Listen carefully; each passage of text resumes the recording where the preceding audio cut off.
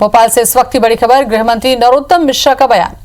PM को राहुल गांधी के surrender Modi कहने पर बयान। योग दिवस पर राहुल गांधी, चीन ने योग नहीं किया। उनके शब्द उनकी बुद्धि के पैमाने को बताते हैं। हमेशा देश सैनिक के मनोबल तोड़ने की बात बोलते हैं। क्या कहा, ये भी सुनते हैं। उन्होंने कल योग नहीं किया। एक तो चीन ने योग नहीं किया, एक राहुल गांधी जी ने योग नहीं किया। जो उनके शब्द हैं वो उनके बुद्धि के पैमाने को भी बताते रहते हैं। वो जब बोलते हैं ऐसे ही बोलते हैं, जिससे सेना का मनोबल टूटे, देश का मनोबल टूटे, बस उनका खुद का मनोबल बढ़ जाए। लेकिन देश की जनता बहुत जानती है, देश के स्वाभिमान को जानती है, देश के सम्मान को जानती है। मोदी जी के नेतृत्व में आज भारत विश्वगुरु बनने की ओर अग्रसर हो रहा है। तो बड़ी खबर भोपाल से नरोत्तम मिश्रा का बयान हम आपको बता रहे हैं। पीएम को सरेंडर मोदी कहने पर यह बयान। योग दिवस पर राहुल गांधी और चीन ने योग नहीं किया। उनके शब्द उनकी बुद्धि के पैमाने को बताते हैं। हमेशा देश सैनिक के मनोबल को तोड़ने की बात बोलते हैं।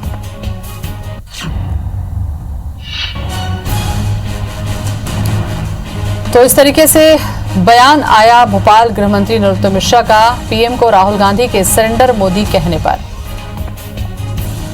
एक बार और सुन लेते हैं क्या कहना है नरोत्तम मिश्रा का। ने योग नहीं किया, एक राहुल गांधी जी ने योग नहीं किया। जो उनके शब्द हैं वो उनके बुद्धि के पैमाने को भी बताते रहते हैं। वो जब बोलते हैं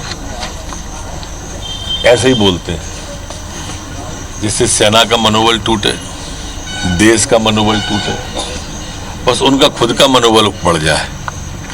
लेकिन देश की जनता बहुत जानती है, देश के स्वाभिमान को जानती है, देश के सम्मान को जानती है। मोदी जी के नेतृत्व में आज भारत विश्वगुरु बनने की ओर अग्रसर हो रहा है। और इसी खबर पर ज्यादा चर्चा हम करेंगे। हमारे साथ में कांग्रेस प्रवक्ता जुड़ चुके हैं रवि सक्सेना। रवि जी, आपने नरोत्तम मिश्रा का भी बयान सुना होगा, लेकिन मैं आपको बता दूं कि पीएम को सरेंडर मोदी कहा राहुल गांधी ने। आपको लगता है कि संवैधानिक पद पे शीर्ष पर बैठे व्यक्ति के लिए इस तरीके की बातें क्या गरिमापूर्ण होती हैं? नहीं, आप मुझे ये बताएं कि आखिर कब तक ये देश मोदी जी का नकारापन और अकर्मण्यता को बर्दाश्त करेगा? 20 हमारे जवान शहीद हो गए और मोदी जी कह रहे हैं ना तो कोई हमारे यहाँ घुसा, ना हम किसी के यहाँ गए, ना हमारी कोई चौकी पे कब्जा हुआ। तो फिर हमारे जवान शहीद कैसे हो गए? इसका तो जवाब देना पड़ेगा ना इस देश को। आप सरेंडर कर रहे हैं। रवि जी, बात यहाँ जवाब देने की नहीं होगी। सरेंडर कर दिया है, देखिए मेरी बात पूरी सुन लीजिए पहले। बोले। जब आपने सरेंडर कर दिया है, पूरे देश के अंदर आक्रोश है। उन माओं से पूछो, उन पत्नियों से पूछो, उन माँ बाप से पूछो जिनके बच्चे आज शहीद हुए हैं और उनको डंडों से पीट पीट कर मारा गया है। उनको आपने निहत्था वहां भेज दिया। शर्म आनी चाहिए आपको। और उसके बाद जब आपको कहा जाता है, आपको आपकी हकीकत बताई जाती है, तो आप इस तरह की बात करते हैं। ये क्या तरीका है? ये क्या प्रधानमंत्री होने का दायित्व निभा रहे हो कि केवल और केवल चीन से अपनी दोस्ती निभा रहे हैं? जो चीन कह रहा था वही हमारे प्रधानमंत्री जी कह रहे हैं। तो क्या हमने वो जमीन जो हमारे भारत माँ का एक अभिन्न हिस्सा है, उसे क्या मोदी जी ने चाइना को दे दिया है क्या? और अगर नहीं दिया है तो फिर वहां पर हमारे जो जवान हैं वो तो अपनी टेरिटरी को वापस लेने गए थे ना। दोनों बातें तो हो नहीं सकती जी। चलिए, राहुल कोठारी जी भी जुड़ चुके हैं बीजेपी से हमारे साथ में। आपकी बातों का जवाब मैं ले लेती हूँ। एक सेकंड। और जब देश सवाल करे तो हम प्रधानमंत्री हो गए, हमसे ऐसी बात पूछी जाए। अरे अपने तो शब्द याद कर लीजिए मिस्टर मोदी। जब मनमोहन सिंह जी के लिए आप क्या क्या बोलते थे, आपने तो उनको संसद के अंदर बोल दिया कि ये तो बरसाती पहनकर नहाते हैं। आपको खुद शर्म आनी चाहिए। ये आज आपको जब सुनना पड़ रहे हैं तब आपको लगता है, और ऐसी कोई भाषा नहीं बोली है। आपने जो किया है उसको लोगों के सामने राहुल गांधी जी ने बताया है कि आपने पूरी तरह से सरेंडर कर दिया है चाइना के सामने। मूर्ति बनाए 3,000 करोड़ की, तो आप चाइना से बुलाते हैं। ठीक है, अब राहुल जी से भी मैं जवाब ले लेती हूँ, राहुल जी से जवाब ले लेती हूँ मैं। रवि जी, चाइना को देते हैं। रवि जी, बहुत सारी बातें आपने उठाई, उसका जवाब मैं ले लूं राहुल कोठारी जी से, उसके बाद में आपसे दोबारा कुछ। आप अंतिम बात करने दीजिए, फिर मैं आप उनसे सवाल लीजिए। जी बोले।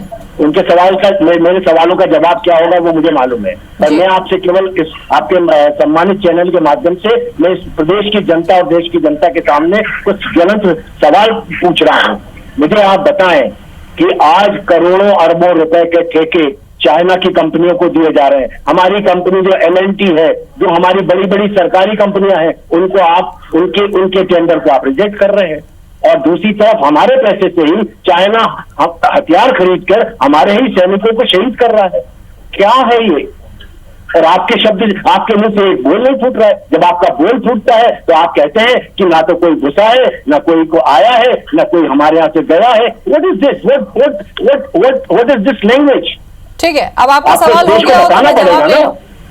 जी राहुल जी, आपने सुना, बहुत सारी बातें रवि जी ने उठाई है, मुझे नहीं लगता कि इसको मुझे दोहराना होगा आपको। देखिए, रवि सक्सेना जी की बौखलाहट, उनको हंसी आती है जब शहीद होते हैं हमारे जवान, तो उनको हंसी आती है। वो शांत होकर सुनेंगे तो मैं जवाब पूरा देना चाहूंगा, लेकिन अपनी रवि जी मैंने बहुत वक्त दिया आपको, रवि जी मैंने बहुत वक्त दिया, बहुत सारे सवाल उठाए आपने, अब मैं राहुल जी से जवाब भी तो ले लूं ना, जवाब भी तो सुनिएगा, शहीदी पर मत कीजिए, जवाब भी तो सुनिएगा। राहुल, हाथ जोड़ के कह रहा हूँ, राहुल कोठारी जवाब देंगे, वो सुनिएगा भी तो। रवि जी, आपको बहुत वक्त दिया मैंने, झूठे फोटो, रोकना चाहोगे थोड़ी देर के लिए आप? कांग्रेस पार्टी अपने राहुल जी बोले। रहे, देखिए, झूठे फोटो और झूठे तथ्यों के आधार पर कांग्रेस पार्टी अपने तथ्यों को जिस तरीके से लगातार पीठ थपथपाने का काम कर रही थी, आपने देखा कि इंदिरा गांधी जो दिल्ली में एनसीसी के कैडेट्स को खाना खिला रही थी, उनका फोटो ये लोग ये कहकर परोस रहे थे मार्केट में कि वो सेना को खाना खिला रही है और लद्दाख में बैठी है। इस तरीके से कांग्रेस पार्टी। राहुल जी, रवि सक्सेना का ये कहना है कि करोड़ों के टेंडर, करोड़ों के ठेके आपने चाइना की कंपनियों को दे दिए, अपने देश की कंपनियों को नहीं दिए, तो क्या चाइना में सरेंडर कर दिया आप लोगों? जानकारी होती नहीं है। रवि सक्सेना जी इस बात को भूल जाते हैं कि जब इनके मनमोहन सिंह जी ने किस तरह के पैक्ट किए थे, कौन से सेंट्रल विजिलेंस कमीशन की गाइडलाइंस बनाई थी, और उसके आधार पे अगर कोई टेंडर देश में होते हैं, अगर हम ग्लोबल पार्टनरशिप, ग्लोबल टेंडर को कहीं आमंत्रित करते हैं तो हमको सारे देश की कंपनियों को बुलाना पड़ता है। लेकिन रवि सक्सेना जी पहले इस बात को समझने की कोशिश करिए कि जिस तरह से भारत ने आत्मनिर्भर अभियान चलाया था, उस आधार पर ये सारा मामला हुआ है। आत्मनिर्भर भारत अभियान के तहत जो बौखलाहट चीन की थी, वही बौखलाहट आपकी भी दिखाई दे रही है। आप लोगों का जो अवैध गठबंधन है, जो रात रात में आपके अध्यक्ष उनसे मिलने जाते हैं, उससे आज साफ समझ में आ रहा है कि जो बौखलाहट है आपकी क्यों दिखाई दे रही है। मुझे लगता है कि राहुल गांधी जी का 4 दिन पहले जो जन्मदिन था, उसको कोई बहुत बड़ा गिफ्ट चाइना ने उनको दिया है, जो लगातार देश को अखंडित करने का काम वो कर रहे हैं। अगर वो नरेंद्र मोदी को सुरेंद्र मोदी बोलेंगे तो पहले अपने गिरेबान में जाके अपने मनमोहन सिंह को देखे, जिनको पाकिस्तान के प्रधानमंत्री ने देहाती औरत बोला था। आप मोदी जी ने क्या बोला था तो याद रखते हैं, लेकिन अपने देश में उनकी मनमोहन सिंह जी की हालत क्या थी ये भूल जाते हो। आज मनमोहन सिंह जी का आप अगर मुंह खुलवा रहे हैं तो इस बात को पहले ध्यान रखो कि आपके पास देश को लेकर कोई नहीं हुआ। राहुल जी, आपकी बातें मैंने सुनी। रवि जी, बहुत सारे सवाल आपने उठाए थे, लेकिन जवाब लेने के लिए आपने इंतजार नहीं किया, क्योंकि लगातार आप बोलते रहेंगे तो इस तरीके से डिबेट होती नहीं है। रवि जी, ऐसे डिबेट होती नहीं है। बहुत बहुत शुक्रिया आपका हमसे बातचीत करने के लिए। राहुल जी, आपका भी बहुत बहुत धन्यवाद।